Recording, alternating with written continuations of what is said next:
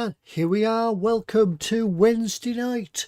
Wednesday night at the bench with Ted skipper scale models. I'll just move that out the way and replace it with an empty glass because it's empty.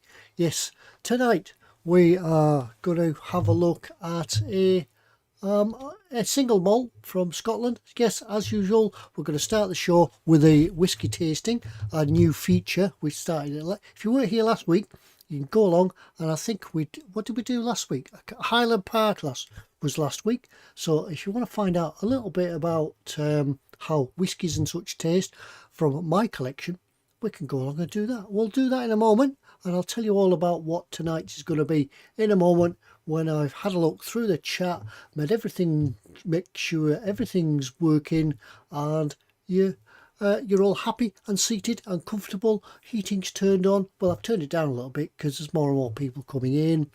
And welcome. Then we get on with some building. Yes. So, right. I was in a little bit early. Sorry, Chris. I see that Chris is in here. I didn't get a chance to see your stream tonight. I just got tied up with doing tea and things like that. But never mind, I'll watch it later on perhaps. Right, so anyway, William was in. He was asking what the drink of the evening was. Well, I'll tell you in a moment. Then I was in, yes, obviously, because I needed to be here to start the stream. Wendy Hickson was a close runner-up to second being in.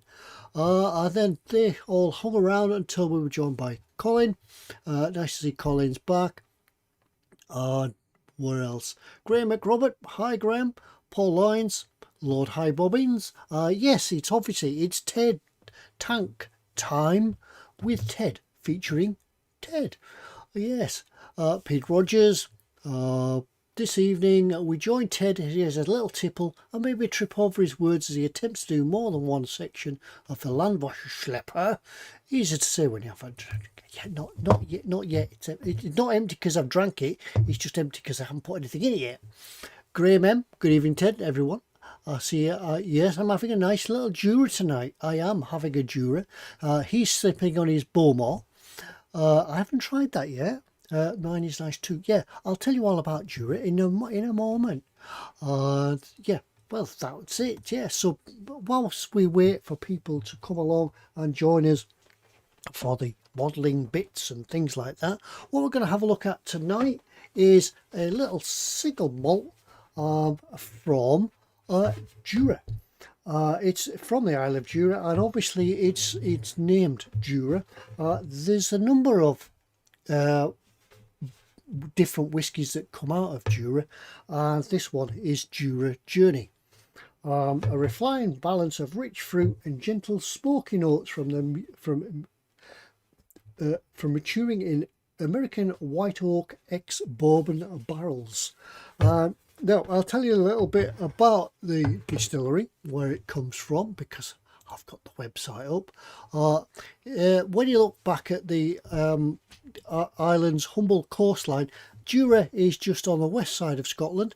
It's the west coast of that faces onto the Atlantic, and it's almost within reaching distance of Northern Ireland.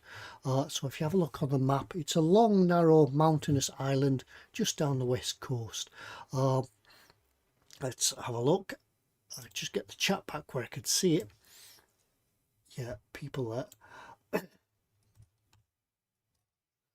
Sorry, yeah. You may have seen some adverts, it does in the UK, you may have seen some adverts around about Christmas time. They did a little sort of advertising spell, just sort of saying how remote the island was, how few people live on it, and how small the distillery was. But yeah, one island, I have sailed past it, never had a chance to go and visit it. So anyway, this is Jura Journey.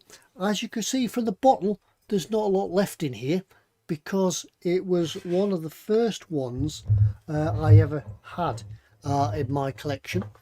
So that was quite a while ago. It does take me a while to get through it. It's quite a nice shaped bottle actually. It's this distinctive shaped bottle. Let's have a look. So Jura Journey, it's a nice beginner's type whiskey If you're new to whiskey tasting, this is really nice and smooth. Let's have a look at it. Right, so it's let's pour some in the glass. Not too much, because I don't like to spoil it. It's a nice amber colour, and it's got, I can already get the aroma coming through. Just opening the bottle and pouring out. This is one of the ones I like to build with, as it's nice on the bench with a nice aroma coming through.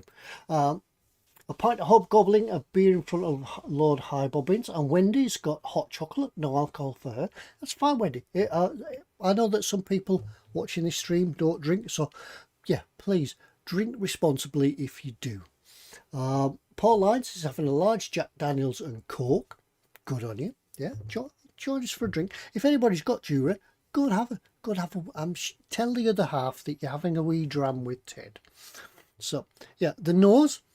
The smell of it, oh, it's gorgeous. It does smell. It's only got a light aroma of smoke. I can smell citrus and vanilla. Yeah, very vanilla. Now then, the best bit, the bit we've all been waiting for, is the taste. Now it's very smooth. Jura is very smooth. It's not as harsh and it's not as peaty as some of the other island malts. I can certainly taste a saltiness. There's a bit of toffee in there, and yeah, there's nuts. I can't put my finger on. Right, let's have a look at the tasting notes for Jura. Oh yes, pecans, that's what it is. Pecans, cinnamon, pears, and yes, it's got a nice finish to it.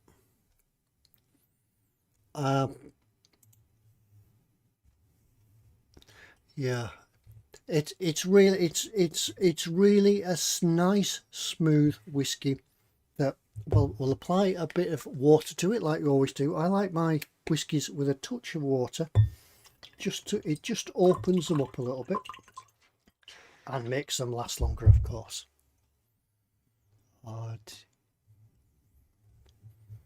So right,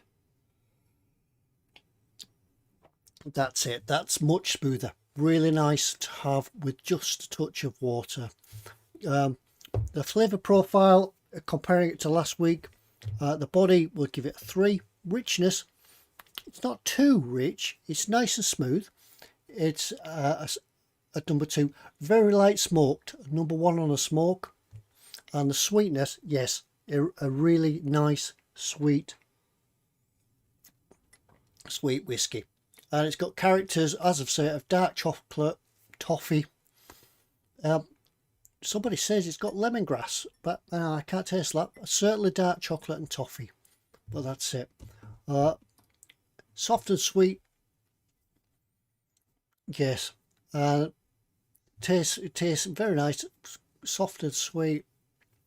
You can certainly taste the chocolate in it, and it finishes with a nice taste on the back of the tongue. But that is Jura Journey.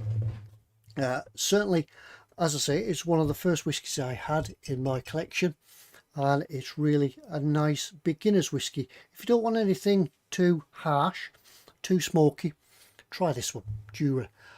From my personal point of view, I think from whiskies 1 out of 10, marks out of 10, I'd give this a 9. A nice beginner's, easy drinking, gorgeous aroma whiskey. One nice to have just at the side of the bench and enjoy it. So that's Jura. So that I keep calling it Islay, but anyway, it's not. It's Jura.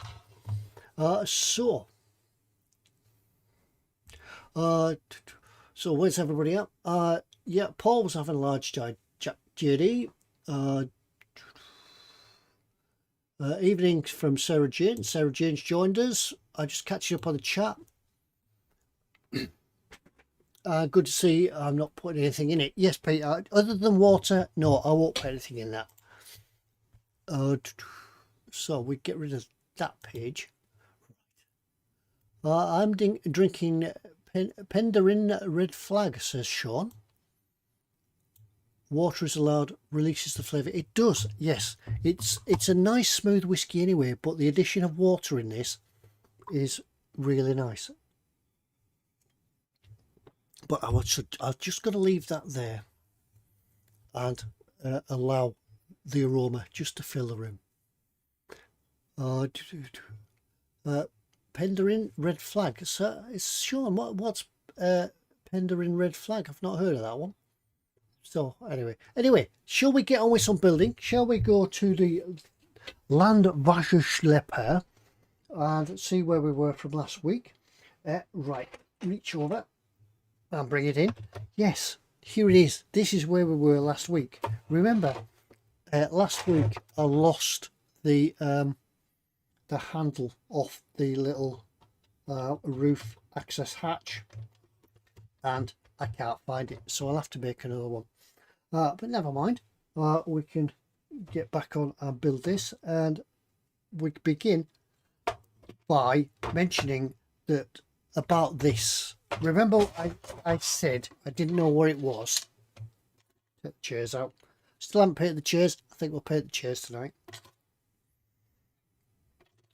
Remember I said I didn't know what this thing was, with like a cutout in the front of here. And I do think last week that somebody mentioned it was it was like a conning tower. It is. I think it was, I can't remember who said last week. Never mind, it'll come to me in a minute. Sean Wiles, it's Welsh whiskey. I thought it was. Yeah, I haven't tried any Welsh whiskies yet, or Japanese ones, or Irish ones. I'm going to try Bushmills at some time. That will probably go along with the build of the Titanic. So I'll try some Bushmills.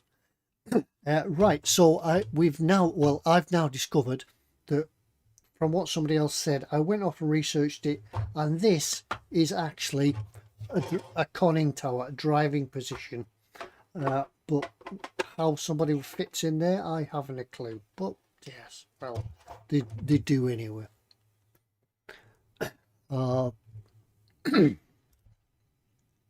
It was Pete Rogers that said, yes, it must have been. But yeah, I did a bit of Googling as well.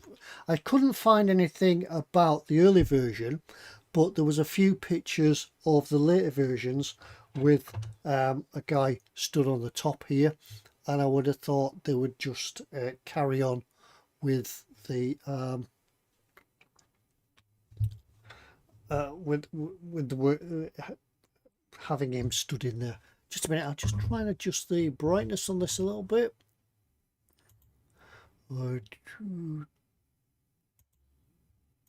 we go.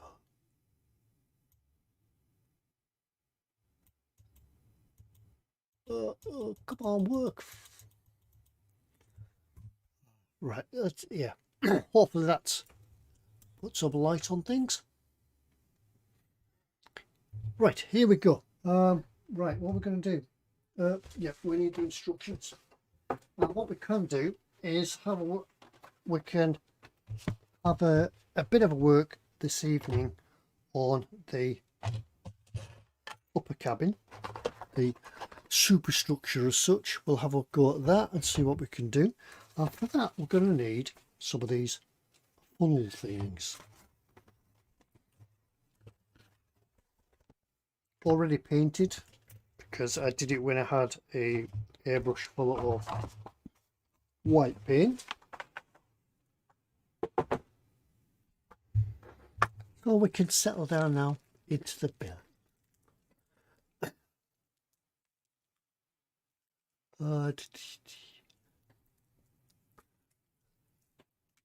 Right, so what's everybody else been up to?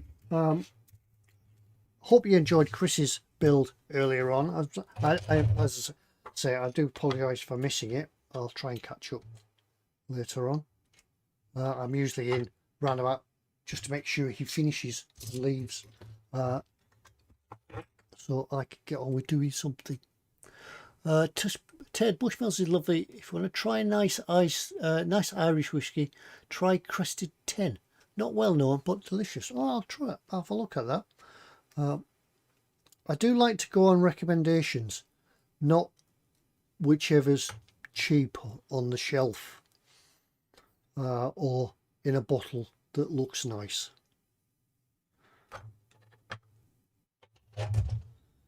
That D16 and D15, 12. I've just cut off 12. Cut all these off in the wrong order. D12, D13. That's that one. Because they all look the same, but they're not. Hi Lynn. For my information, her internet has been off and on all day. I know exactly how you feel, Lynn. And you don't realise until your internet goes off how much you depend on it.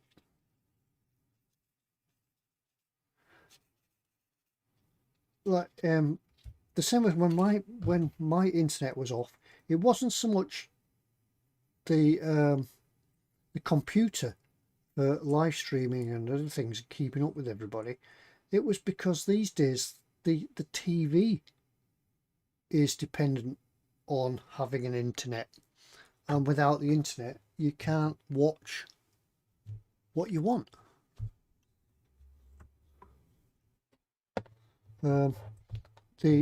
I've got one of these Google Siri type things, you know, instead of saying Siri, you say Google Dot, is it, I think they're called, or something like that. It doesn't work. So and I think as time goes on, more and more we will find everything is dependent on having a decent internet connection.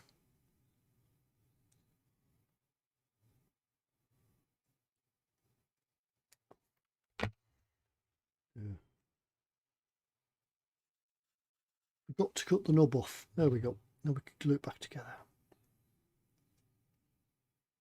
No, we can't, because we forgot to cut the knob off.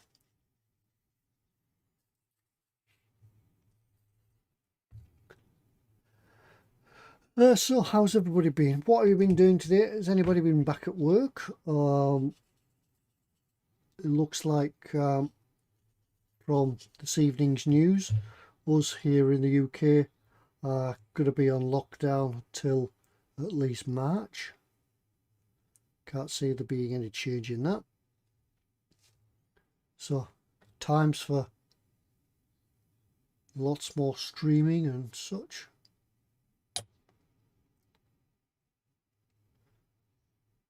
Thing is, when it's all over, nobody will want to go back to it because they'll have got into a routine of just being at home. Originally it was a bit of a novelty, wasn't it, being at home? Now I just want to get back to work.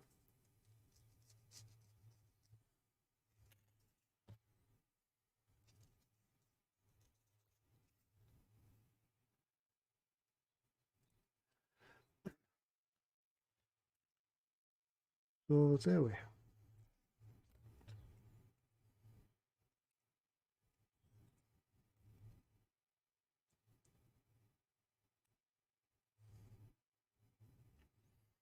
And I have an idea of what I'm going to do after this, because the Land-Wasser-Schlepper isn't so far off now.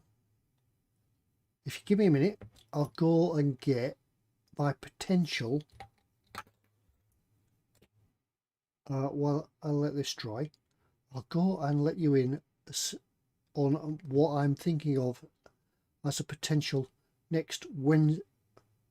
my next Wednesday night build. Give us a minute, I'm just going over to the other side of the workshop. If you hear a crash, I've fallen down the stairs.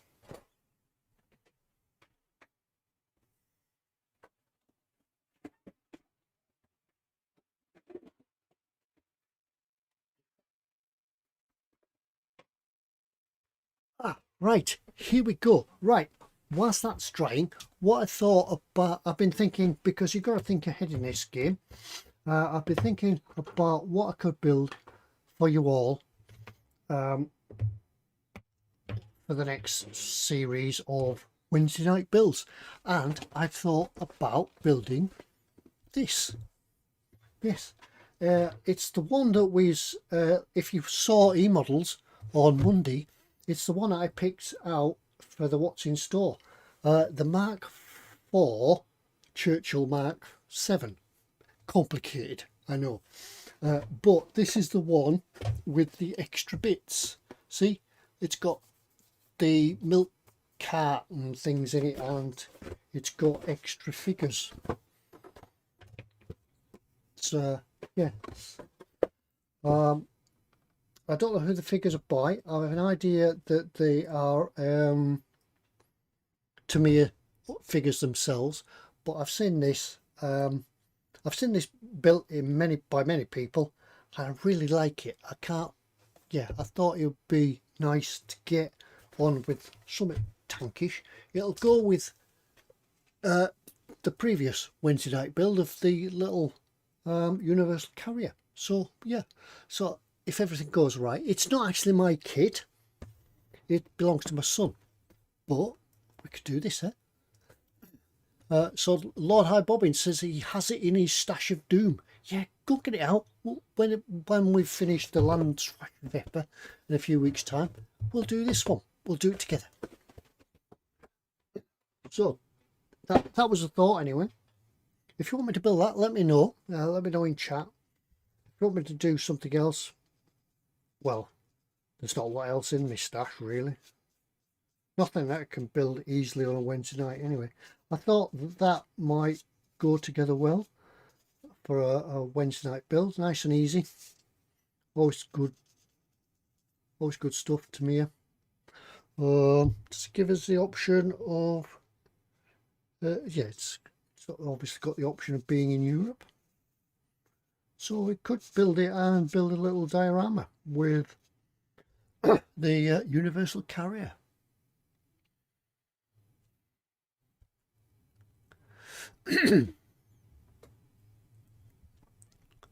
All right, Athol's in. Good evening, Athol.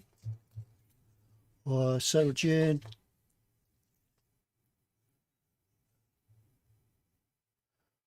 Graham M, working hard on normal. We have a 6 till 6 curfew. That means long hours and no real rest time.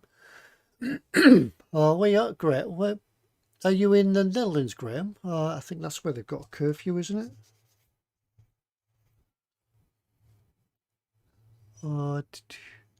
Lynn's working at hospital as usual. Yeah, it is hard work for some of us. Are just happy to be at home, and some I do know that some people out there are actually having to work and working quite hard as key workers and things like that. So thank you to you all. So that then goes on there.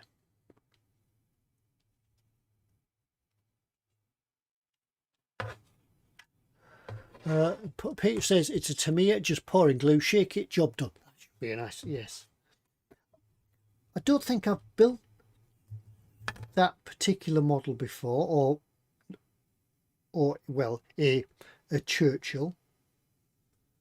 I think I might have done one from the Airfix, what they now call the Airfix starter sets. And then in those days when I built it, it wasn't a starter set, it was just a kit. I think it probably came in a plastic bag as well, rather than a box.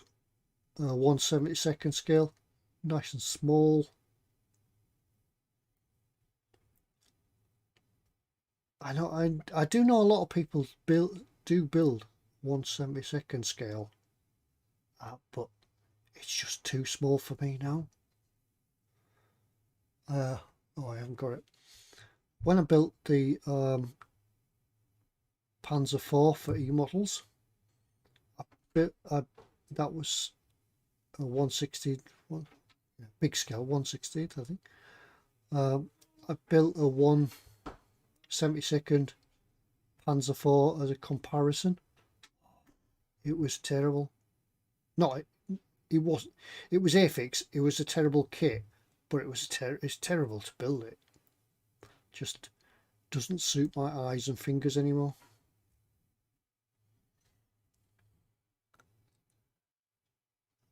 Total scale models is building in 1/72. Yeah, fair play to good on you. But yeah, it's really difficult. Some people do make fantastic models, and they look very nice when they're all displayed together. Yeah, plus you haven't got the problem of you can display a lot more than you can by building huge models.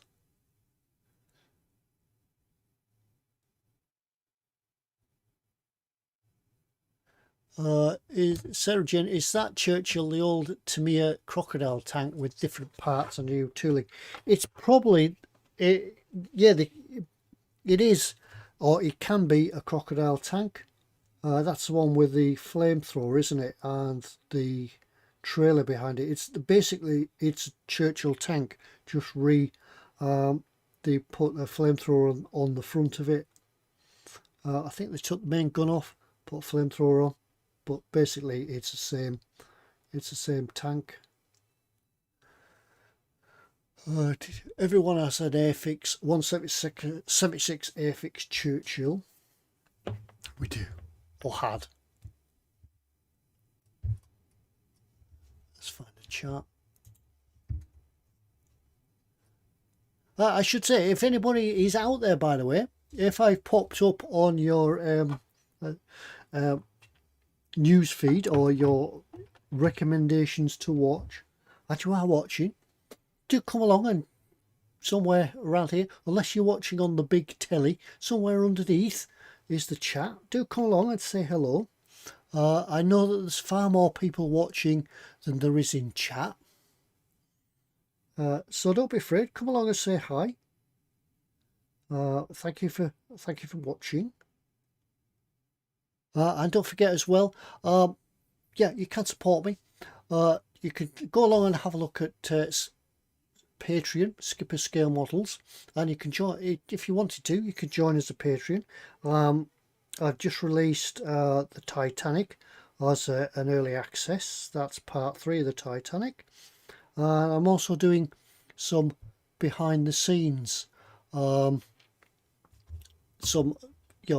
showing you how the what I do get set up and such things like that. Little bits that the outtakes or the bits that don't make the final cut for the video. So you can see those are Patreon exclusives, so you can have a look at them, or you could just use Super Chat and help me to improve the channel, particularly buying some more technical gear, and hopefully bringing you a better, more professional looking video. I was after last week getting another monitor to so I can sort of do different things and such. I do have another monitor at the moment. It's next to it because I was able to try everything out, and I've borrowed a monitor for the time being, and I know that my computer works with 2 monitors, and it is a lot easier. But also don't forget, like and subscribe if you haven't already, and a thumbs up, because it all goes towards the YouTube algorithms. But thank you. Peter says he does 1/35 at the moment, but I'm really looking at going a 1/48. You can get vehicles and aircraft. I like bigger scales, bigger models. because I like the detail. I like the option to add detail, and obviously the bigger the model, the more detail you can get on it, and that's what draws me to it. So 1/35 is usually about the smallest I'll go in scale size.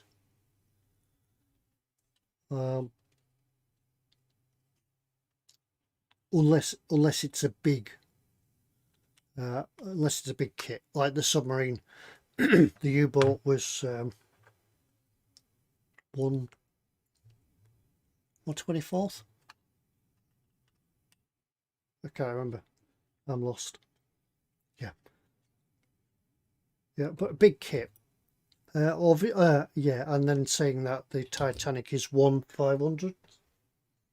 Big. Yeah, 1/200 is the Titanic, but it's a big kit.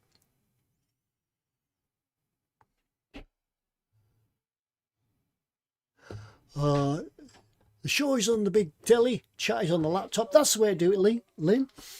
Put me on the telly and join in the chat on your laptop or your mobile phone, so you can see all the mistakes big time.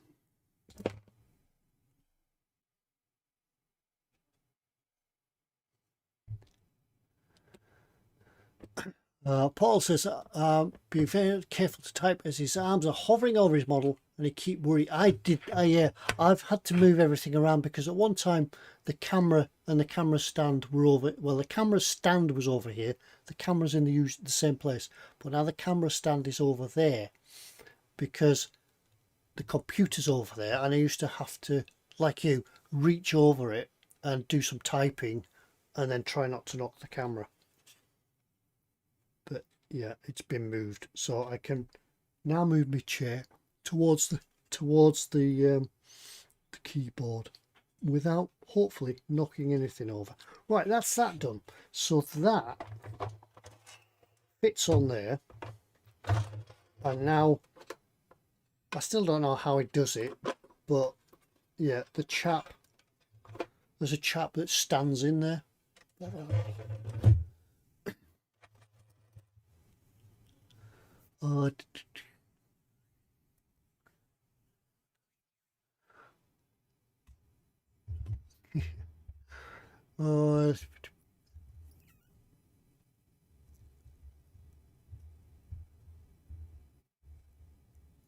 Ted is on the big telly, says yeah, warts and all. Yeah, you don't want to see me warts and all.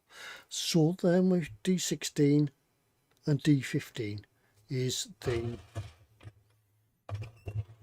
port side one. These are different. 16 and 15. 16 and 15. That's them two. So there's locating lugs on these. Don't cut them off like I cut things off. So that's that.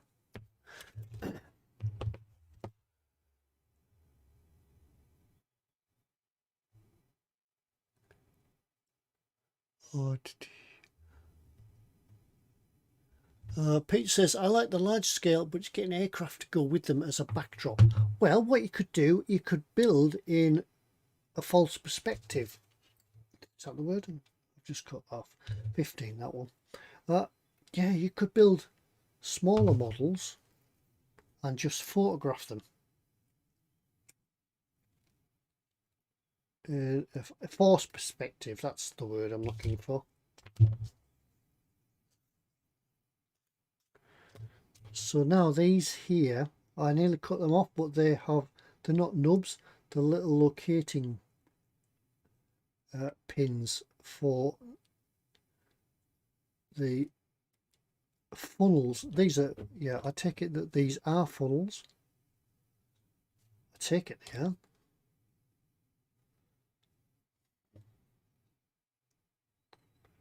Well, there's little locating lugs for them to fit together. and I see now that they are different, the port and starboard, because there's a slight lean on them.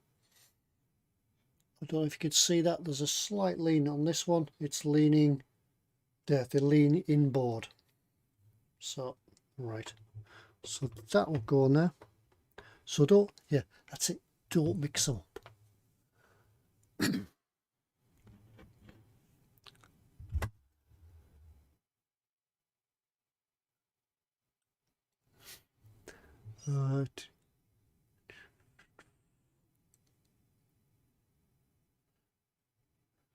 Remember, Ted, mistakes are my teaching moments for us all. Yeah, I make lots of mistakes.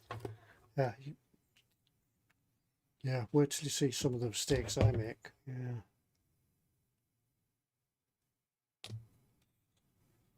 But that's the fun about building live. It's like once or twice I was asked to do some modelling demonstrations at my local model club when I was doing the model boats, and that was a bit like here, but then you have a crowd who are not just virtual on the other side of the world or anything like that. They were stood about a foot away from you, looking over your shoulder at the table. Yeah, that was a bit nerve-wracking, to say the least. Yeah, when you made a mistake and they all went, yeah, I wouldn't have done that.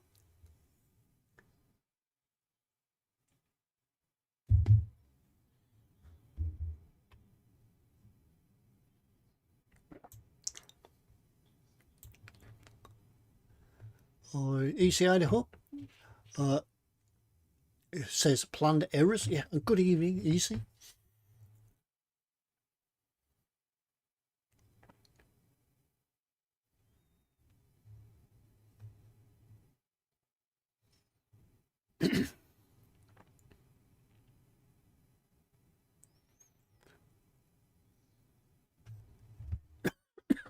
Oh, excuse me.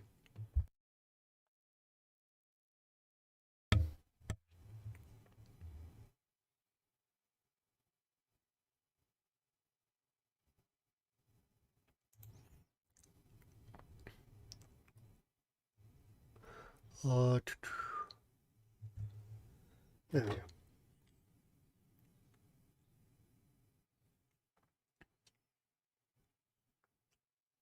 So how many kits as people out there, how many models have you finished, if any? Have you started during the spate of being told to stay at home and not go out? As for me, well, I've done, what have I done? I've done the Baneblade. I've done the Universal Carrier. I've done some of the Titanic. I'll soon have the Land-Wasser-Schlepper, the Boattank, done as well. So has it been a build fest for you, or have you been having to fight the mojo to get things started? Because it's quite strange, because you usually plan your modelling or you're at the bench activities around coming home from work or doing other things, but because we're at home all the time, it's a bit more difficult. I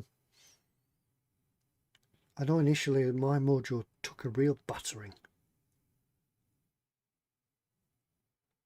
but it's folk like you that encourage me to get back to it, because I know you want to see the videos. Come along and have a chat, and I now know that Wednesdays, Mondays, Sundays, that I've got to get my bench time. So it's it's something that you need to aim for, or have something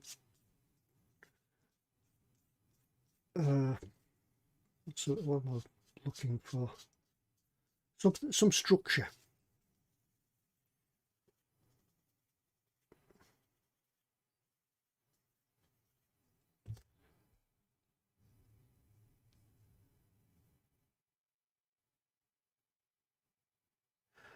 Started a raft of kits, finished a 3 100 finished 3 100ths Bandai Jägen, a 172nd Spitfire, a 172nd P40. You see how I do it. Started 6 kits but stopped as I can't go outside to spray in this weather. That's my problem with the Titanic, Sarah. It's so big that it's difficult to do any spraying with, and then I can't take it outside because the sprays that I'm using are coming through the airbrush. So what I do, I put my extractor fan on the spray booth. I put a ventilation, one of these cold air fans circulating the air. I put one of them on in the workshop, put my mask on and spray away. It's the only way it can be done, otherwise I'd never get anything built. But certainly spraying indoors isn't fun.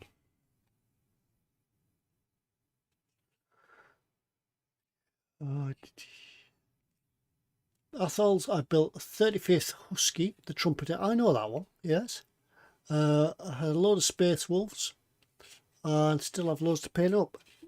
Well, yeah, I think that's one of the nice things about the Warhammer type things. It's nice and easy, it doesn't take up too much space, and the sort of thing that you could do on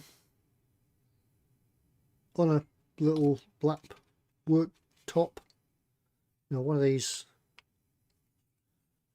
benches that you can put on your lap or just in front of the telly.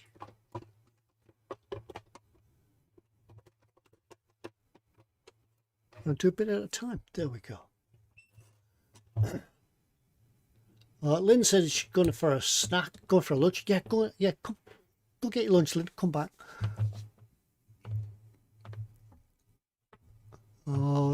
Paul, before lockdown started to build, had 6 models. Since the lockdown, I've completed another 17. Wow, and work in progress. Mostly it's painting, as I lost the painting mojo and I just got it. Yeah, I just lost my mojo in the first lockdown. I just couldn't. I don't know why. It just went. I think also it was partly because I couldn't get out, because I do like to get out and do some fell walking. And because I couldn't get out, it sort of really ground me down, because you just like to get out and clear your head, different scenery, and enjoy the fells and the fresh air. But I've been out a couple of times, but not into the fells, just local walks. It's not the same, but yeah, it's a bit of a release, and I think that just affected everything. Gets your mojo and everything.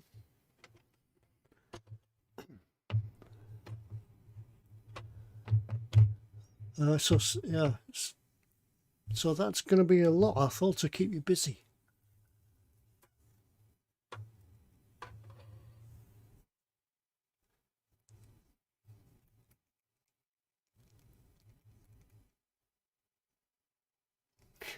Warhammer can take up a lot of space. Building that Baneblade took up a lot of space. Yeah, it certainly needs a bench to build the Baneblade on. So we've done them. And we've also done the little access doors that can go on here. I'm going to glue these on. I'm sure that for those that are in the know and do know what that winch is for, I'm sure that you can position your doors as open, but I'll be gluing them shut. For one, it makes that masking much easier.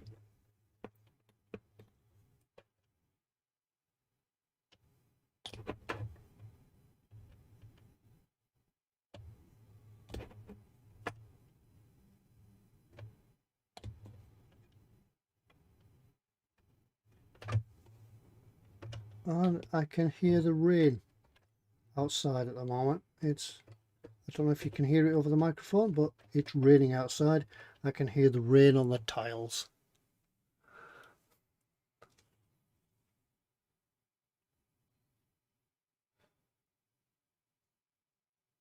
Phil's made him a decent dent in the stash.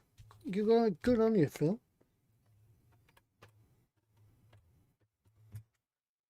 It's good if you can sort of get the motivation going and get in there and do things you enjoy. I just used when mine went, I just used to vegetate in front of the telly. I don't usually watch a lot of TV, but things just happen to be on, and I just happen to. You sit in front of the telly, and before you know it, you get up in the morning, and you say to yourself, "Yeah, I'm really going to do something today. I'm going to do this, then I can get time to get to the workbench, give it a start, get on with A, B or C and make progress." But then you get stuck in front of the telly and something comes on and you have your tea and you sit down again, you start watching something on the telly, and before you know it, it's like 9 o'clock and you think, oh, it's too late to start now. Oh yeah, I won't bother. And that's what happens. So we've got them on. It does tell us to put some window masks on. I'm not going to do that just yet because I think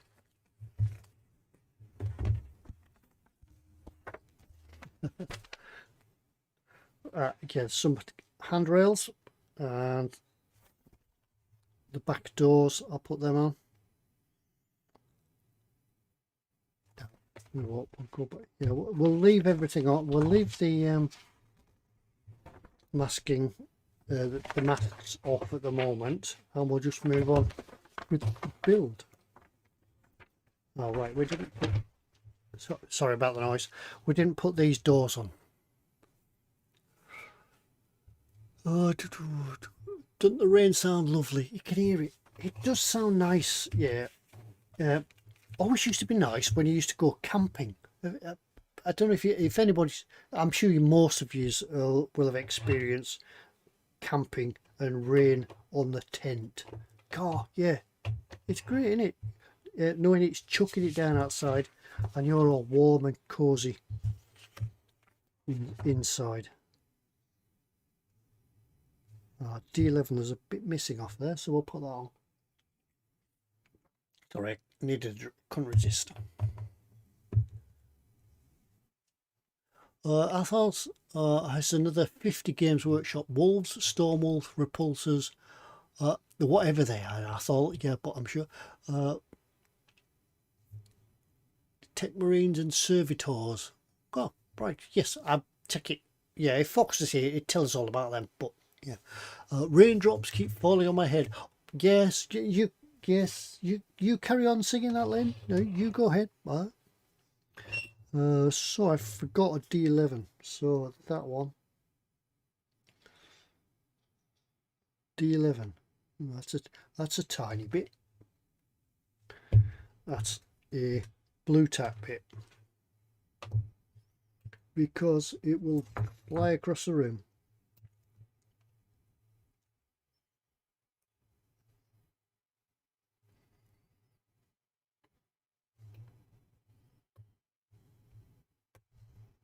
There we go.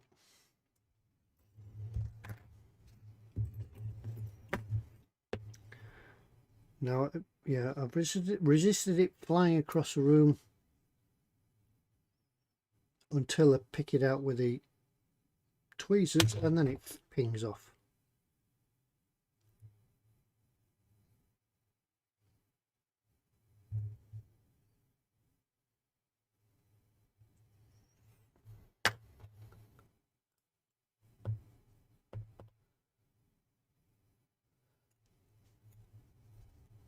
Scale Model's scheduled a week off, so he hopes to get some work, some things done next week. Yeah, I've just been asked by work as well, because we've been locked down and shut. They want me to take some holidays. I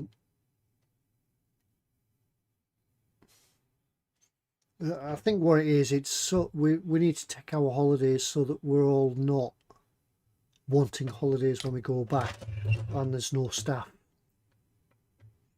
All it means is that we'll actually get full pay for the time of our holidays rather than furlough pay.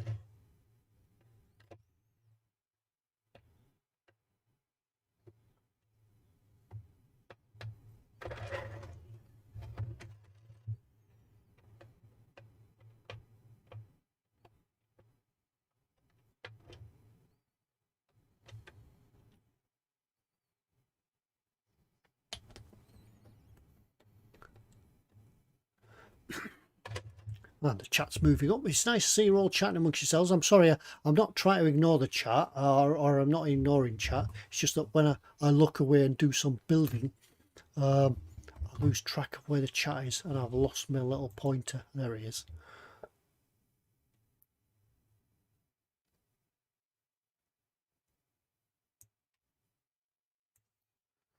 Oh,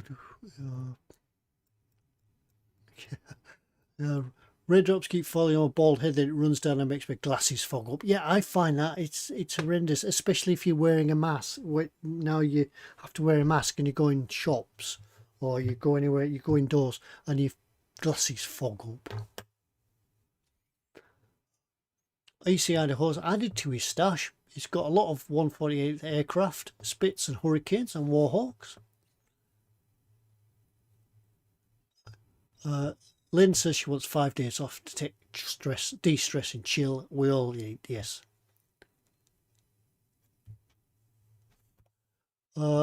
Big part was tightening the spending, not buying video games, etc. So, yeah, but painting and building some more, yeah, and then playing the videos that you've got, or playing them again, I suppose, because I bet there's loads of video games that you've got but you haven't played, or you haven't played them through completely.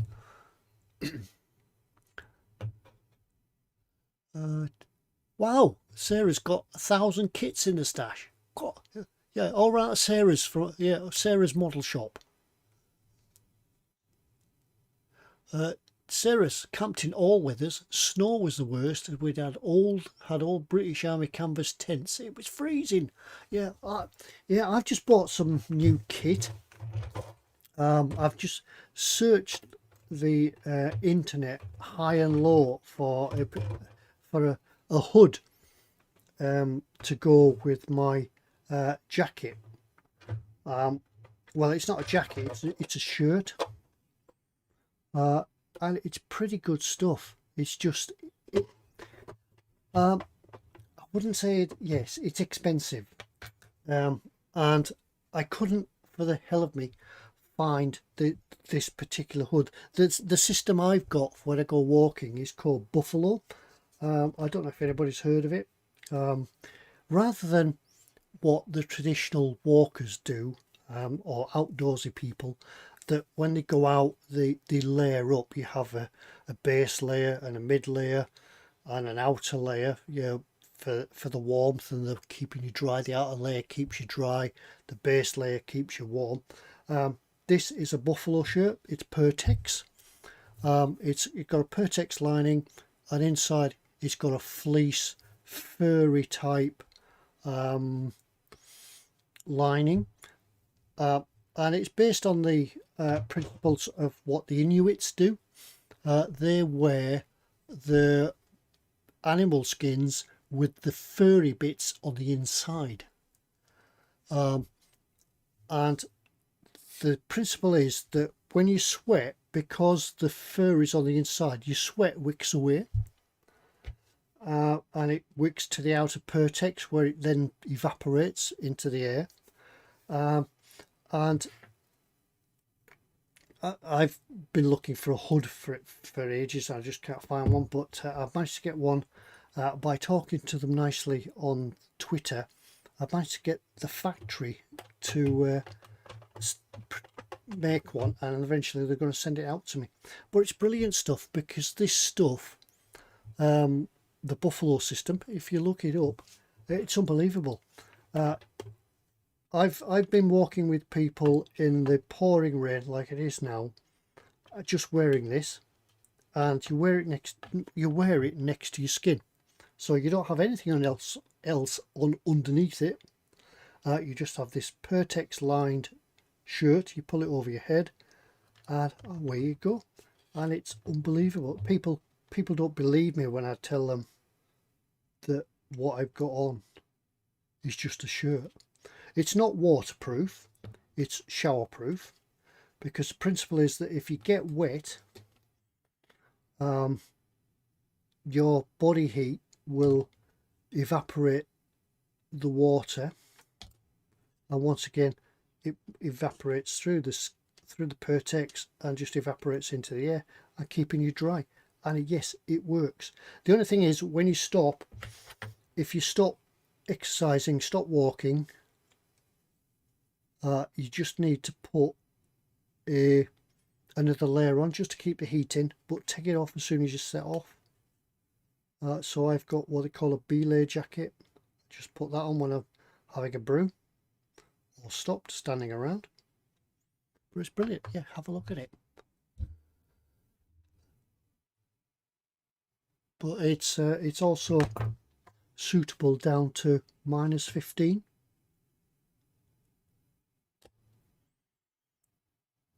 And I've had my jacket, my shirt, 30 odd years, and it's still like new.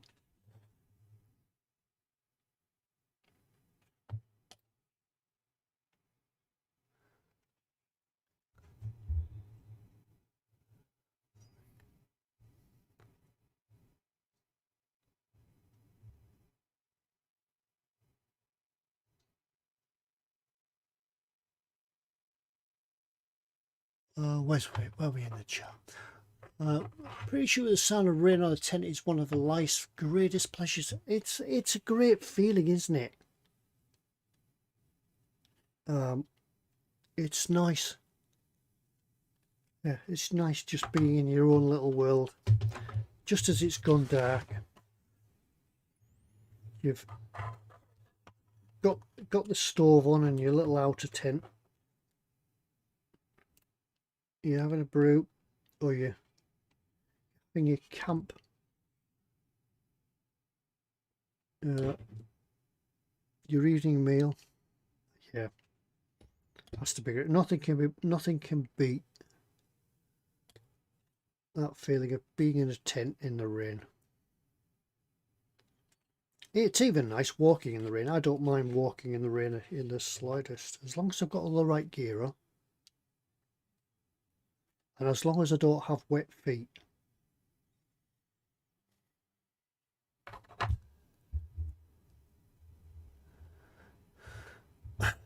Scale model views. It's a week I take every year, but the event is I usually go as Kansas at camping.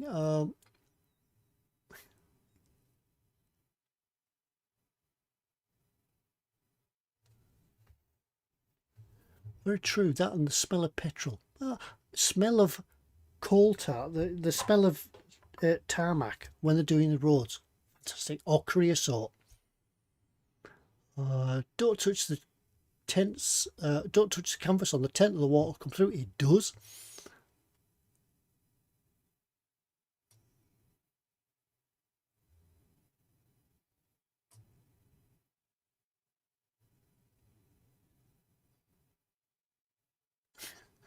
Most army 9x9 tents you can usually stargaze from inside one. Yes.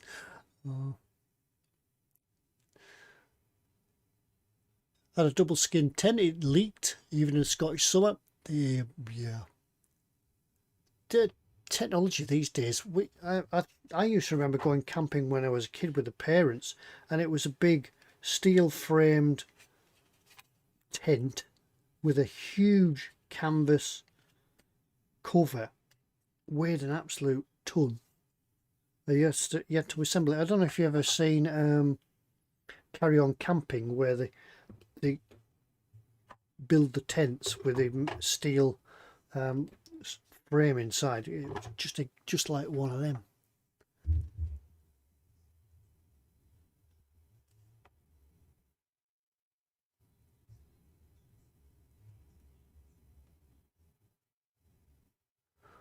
Use the tarpaulin and 7 bungee cords. Yeah, you can buy those. You can get those as part of your backpacking kit. Some people use them instead of tents, especially in the summer. A tarpaulin, a few bungee cords, that and your walking poles, and you have a ready-made tent, ready-made shelter all the time in your bag. You can do things like bungee it from different trees or anchorage points and climb under it. Build it into a tent with your walking poles, or just wrap yourself up in it. 1,000,001 uses. No such thing as wrong weather, it's a wrong clothing.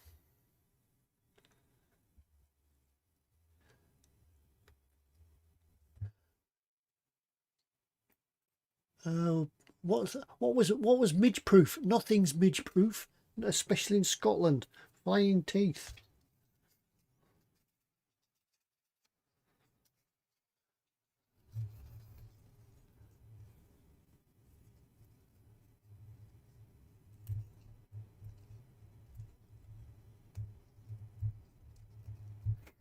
In Switzerland, a fellow camper floated out of a tent on a lilo.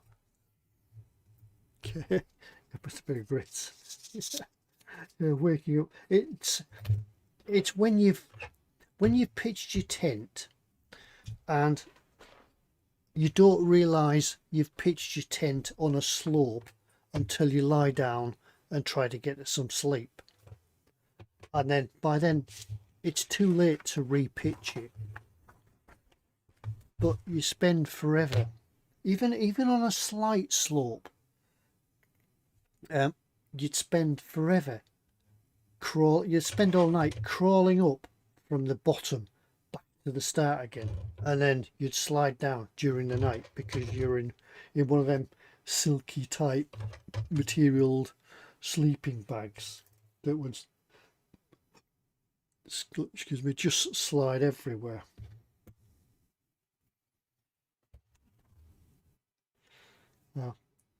Yeah, it was. Yeah, it would guarantee you wouldn't know you'd pitch on a slope until you tried to go to sleep.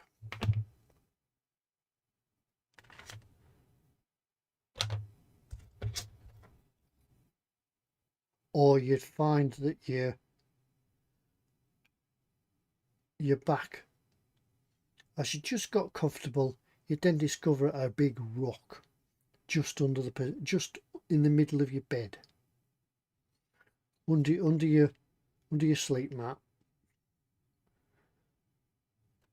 because we were backpacking, we didn't have any beds or anything like that. Just a roll mat and a roll mat and a sleeping bag. Yeah. So you wake up. Oh, yeah. How did you sleep? Terrible. If I wasn't climbing back up to the top of the tent, I was trying to sleep around a bloody big hump in the floor.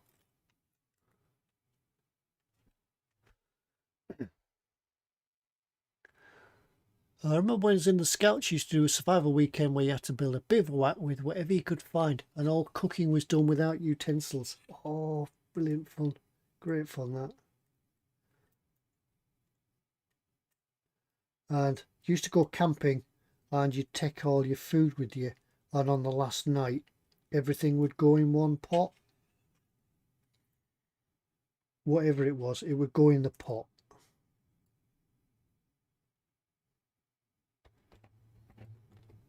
Some great nights. That's the one of the pleasures of growing up in the Lake District. There was just so many open places you could just disappear to and enjoy yourself without causing trouble or annoying anybody. Just putting the handrails around the top of the cabin now.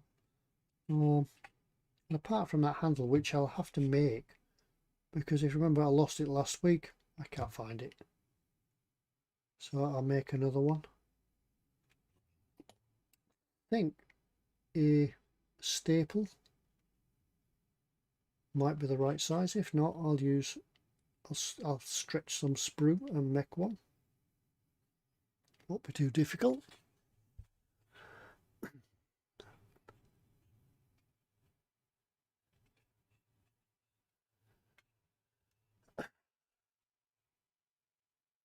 Sarah, when we were camping in Switzerland, it was all granite. It was raining when we arrived, so threw the tents up. Late evening, there was a small lake, and my friend floated out. Yeah. Or you arrive. Another one is you can arrive on what's the luscious looking green field for miles around, and you get all your tent out and start pitching it, only to discover about 2 inches under this lush grass is complete solid granite, so you can't get your tent pegs in it.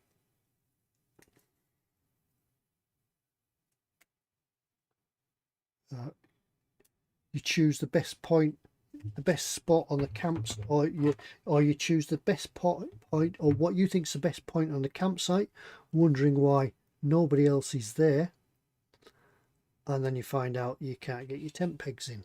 That's why nobody else is there.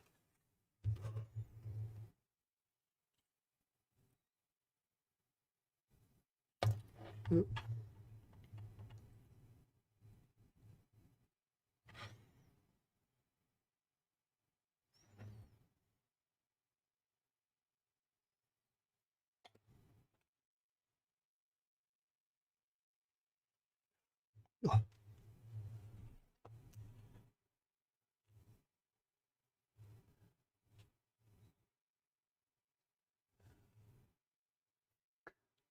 you get rid of a big rock only to create a dip. That's right, yeah.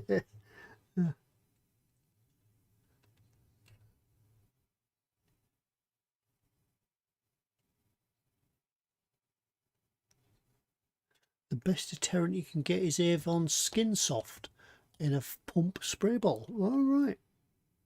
Yeah, nothing defeats midges. Oh. I've even got one of those midge nets that you wear over your head. I actually got it in Australia. It beats the fly. We got it in Uluru, Ayers Rock, because there were flies everywhere, and they were just going for the moisture in your eyes and your nose and your mouth. So what you had to do was wear one of these nets over your head, but came back and used a midge net. Yeah, so it's a bit surreal. You're sunbathing out in the toasting sun in your swimming costume and this fly net over your head with a hat on.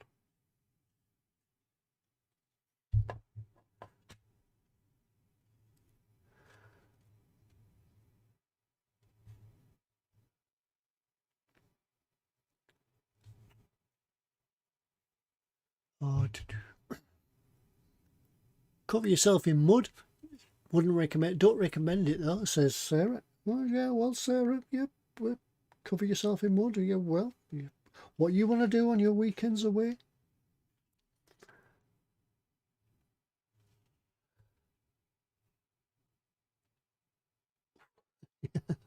The injuries that are going on with scout leaders and taking a thumb off. In the army, you put all the stuff in one pot. It was called range stew with a couple of slices of bread, only beaten by the egg banjo. Yes, the egg banjo. Cooking the breakfast in the open air. Frying bacon, doing your eggs in the open air. Usually in the pouring rain, but still it's in the open air.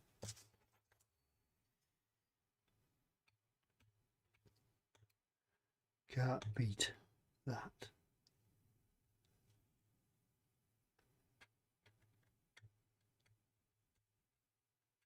There's a little seam to clean off on this. What we thought was a funnel, but it's not a funnel now. It's a conning tower type thing. So clean that up. Yeah, get a thin sanding stick out and clean it up. So we'll do that later.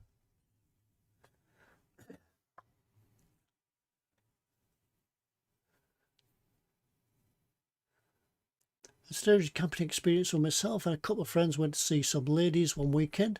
We got lost and the campsite was closed. Ah, right. Yeah, we don't need any more details. Yeah.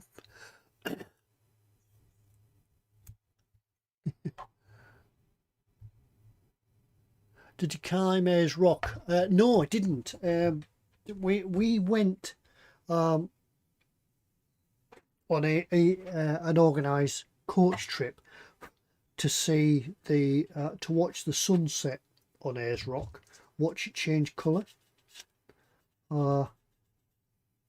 It was quite a posh bit of a coach trip, because what happened was that we would turn up to this destination where we could have a grandstand view of Ayers Rock, and they brought out the little tables with the white tablecloths, and started serving champagne and enjoying the view. We didn't see the sunset because it was cloudy, but then we all went off for a barbie in good Australian time. Tradition, we had a barbie. But Ayers Rock, yeah, it's quite impressive. And no, you can't climb it now, it has been banned.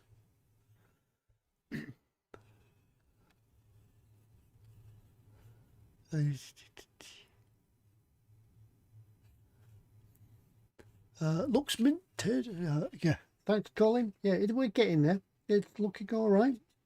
Well, there's not a lot of pieces to do now. We're on a D9. Ah, that's that bit.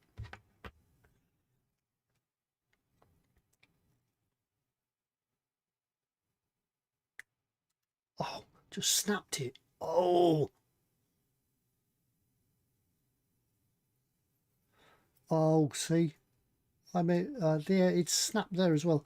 Now, I didn't cut that. It is actually snapped. Let's do it this way.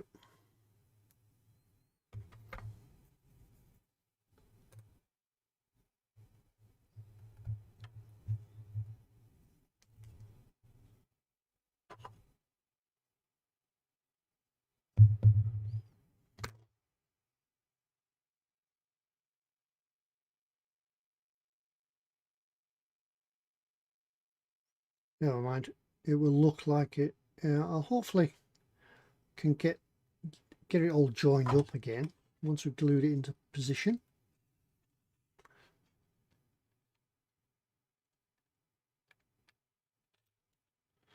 So that's what Colin come along and said looks mint, and then I break a bit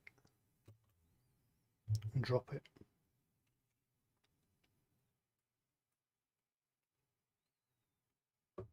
Nothing is not repairable. I can fix it. So that bit goes in there.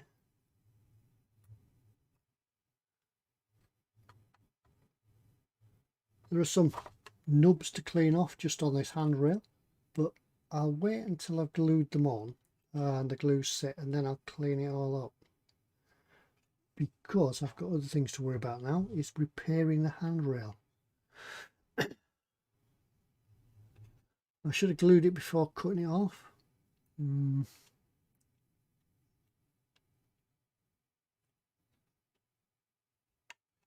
It's fixable. Nothing that can't be undone. There we are.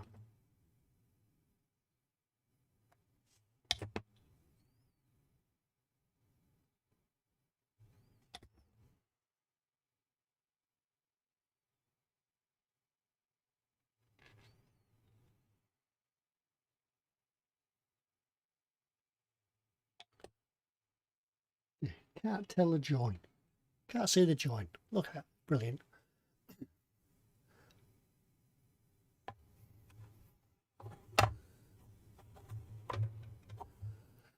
Camp christenings were the worst. They eventually got banned in our group. They were fun for inflicting on newbies. All right.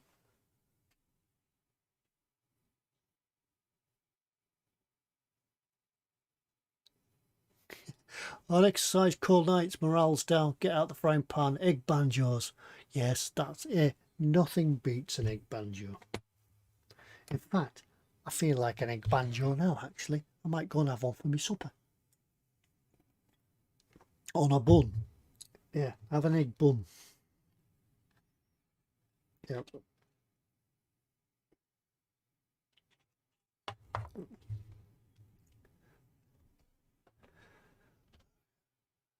You don't want to be snapping that, Ted. Yeah, be careful, Ted, you'll snap it. Yep. Going away with masters of hindsight. Cut that one off.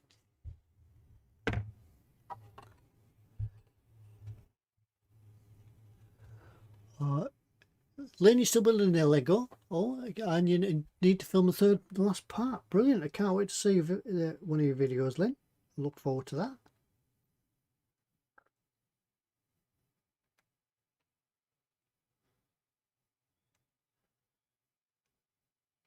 And as long as you enjoyed the build, that's the main thing. The build and the videoing. Enjoy them both and you can't go wrong. Even if you do go wrong, as long as you've enjoyed it, who cares?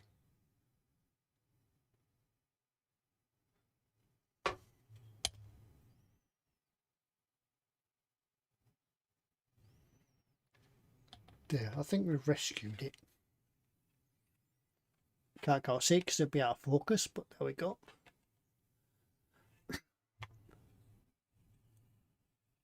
Five kits built, ready for primer. I need to stop building and start painting. Yes, Phil. Yes, get the mode. You get the painting mojo back. Get painting. Otherwise, it'll never come back. A little bit at a time. Just get out the brush and start brush painting things.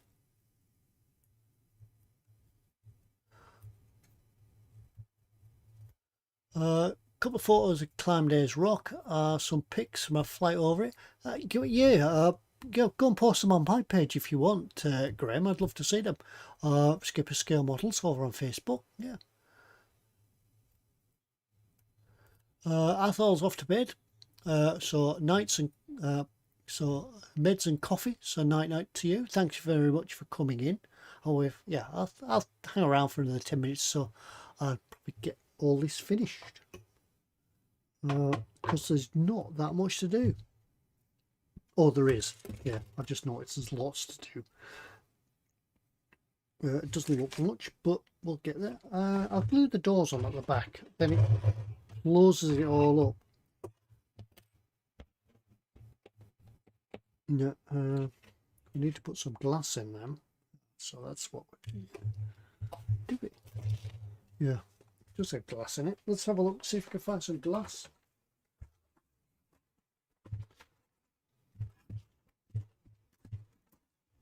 That's the glass. Well, there's the other door.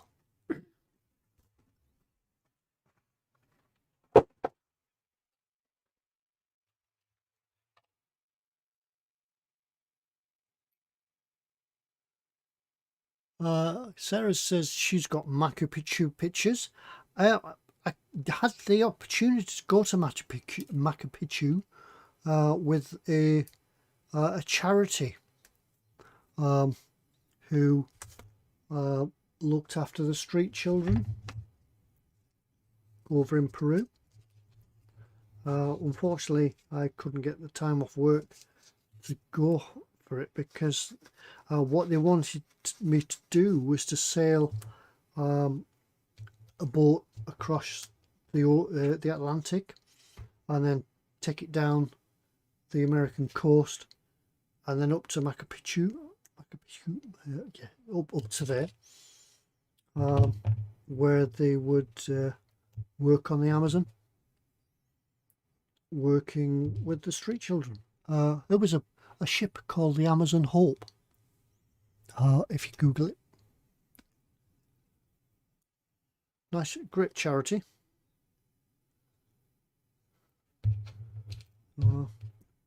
I actually sailed that very vessel around the south coast of Scotland.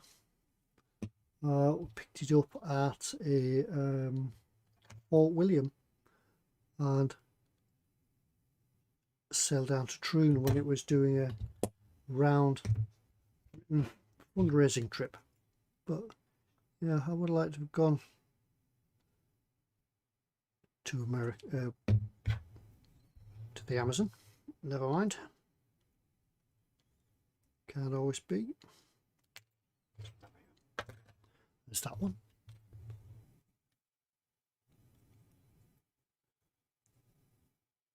Yeah, but Sarah, Sarah, I'd like to see your pictures as well. Drop them on Skipper Scale Models Facebook page. We can all have a look.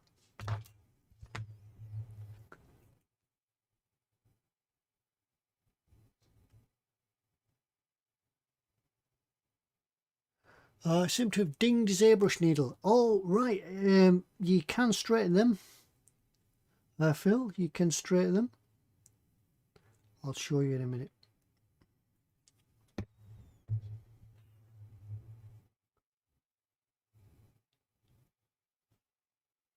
You could straighten them using 2 coins, and then you can polish it using a piece of cardboard. Right, let me get an airbrush needle.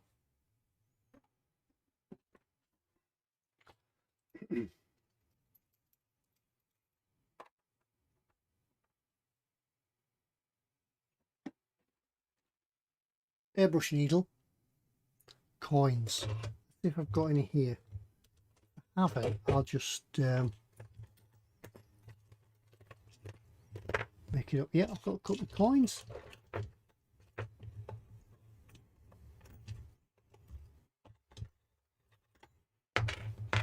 I've got 2 old pound coins that I never spent, that I didn't know I had.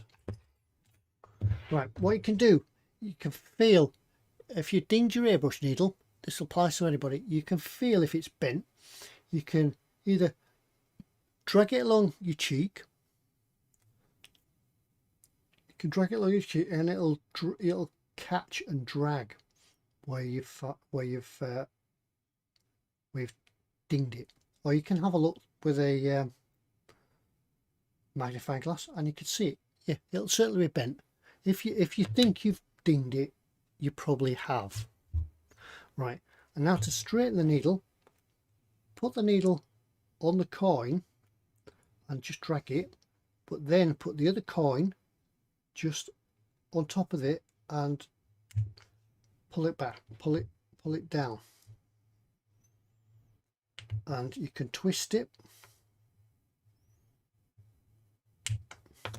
and then you can keep feeling it, and you'll feel it when it's straightened up.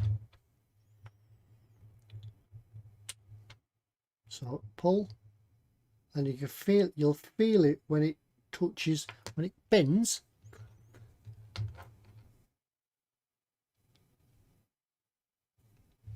When it bends, where it's bent, you'll feel it catch. So just twist. So what you're doing, you're rolling the needle. and then it'll stop. It'll suddenly stop catching when you know it's done. Right then, what you do then is, I can't find any at the moment. You can take some corrugated cardboard, and you can bend your corrugated cardboard. I can't remember which way it is. Yeah, I think you bend it one way so it fits in the gap, so it fits in the corrugations, and then you can polish.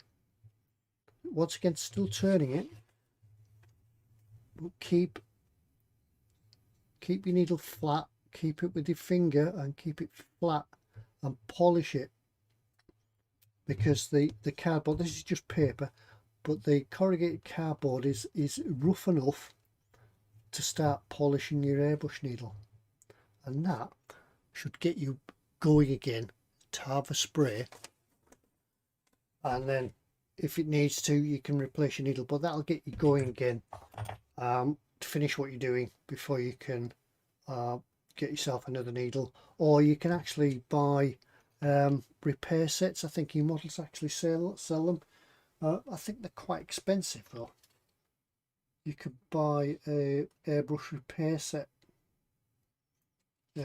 for repairing needles. But a little bit of a useless information, just a 5-minute. I did it at the start of one of my live streams, but I can't remember how long back that was. But there you go.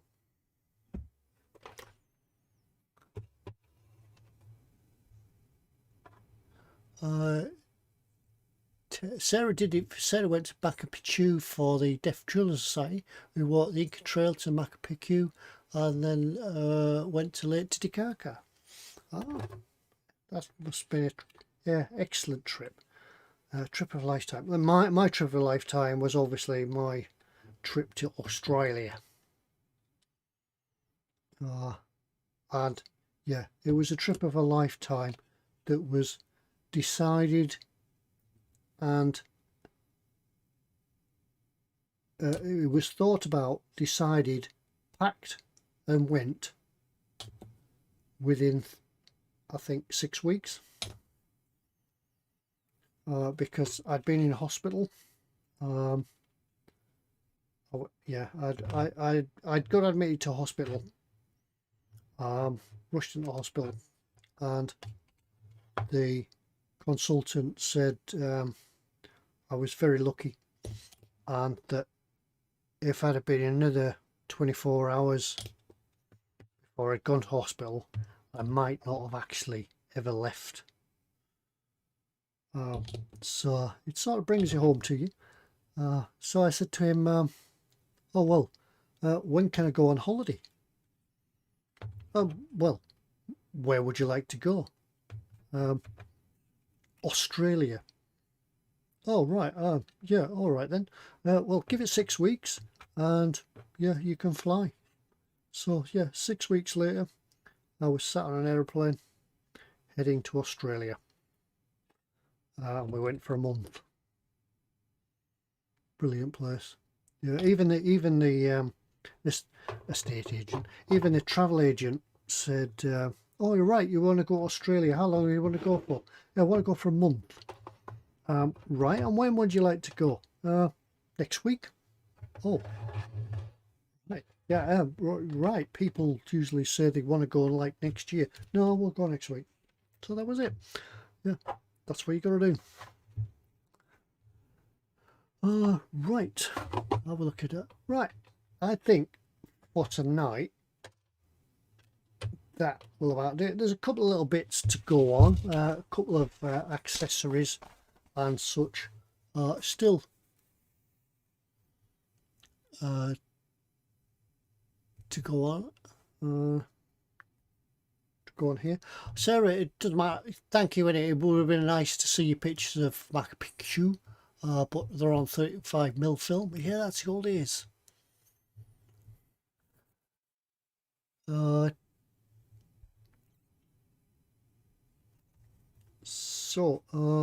so there's a few accessories to go on here. There's some weathering, and yeah, I still haven't got around to painting these chairs. I was going to paint these chairs tonight. I never got around to doing them. Just put them in there. We'll do some weathering inside. We'll certainly do that next week. We'll put the chairs in, do a little bit of a gunk wash inside, put the top on, and then we'll be looking to get ready. Yeah, I might finish these off because next week we might looking to get ready to paint. Yes, certainly. Right. Anyway, it's now 10:30. We've been going here for an hour and a half, and I've still got whiskey left.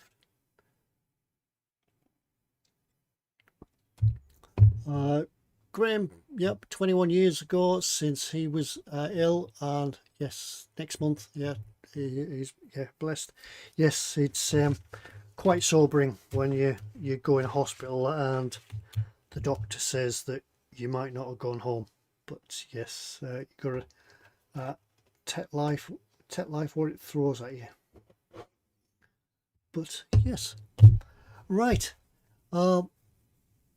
Yeah, Pete, I used to polish brasses with cardboard, so yes, it is rough enough to polish things with, and it's not too rough for airbrush needles. But yeah, polish it. I tell you which live stream I did it in if I had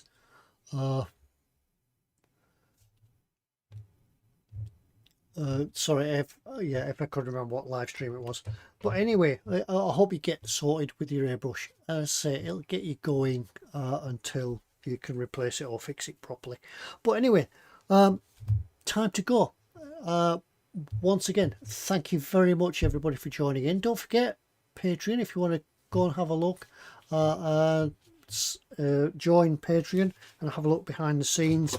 I'll be making sort of other videos. I'm going to have a go, hopefully, if I can get the time to have another go to the next edition of the Titanic. That video part 3 is due for release very soon, so have a look out for part 3. Sunday, I'm back on Sunday with Chris when it's 2 of us. We'll be over on the Gross Models channel. It's Chris's time to host, when I could just sit back and do nothing, let him host it all. But then back to Monday, back to Wednesday. In the meantime, everybody else will have their own channels. Fox, Chris, Colin, they'll be all live streaming at different times in the week. But anyway, great to see you all. Thank you very much for joining in. And I'll leave you now with some music, some closing titles, and everybody else. And that was it. I was going to say, talking about Patreons. Michael Jacob, thank you very much for being a patron. I haven't added your name to the list of patrons at the end of the video yet, but I'm going to do it. But thank you very much for joining the crew. Anyway. Good night everybody, thank you very much for joining, and I will see you all same time, same place, same back channel next week. Bye now, bye. Right, where's the button? There we go, bye.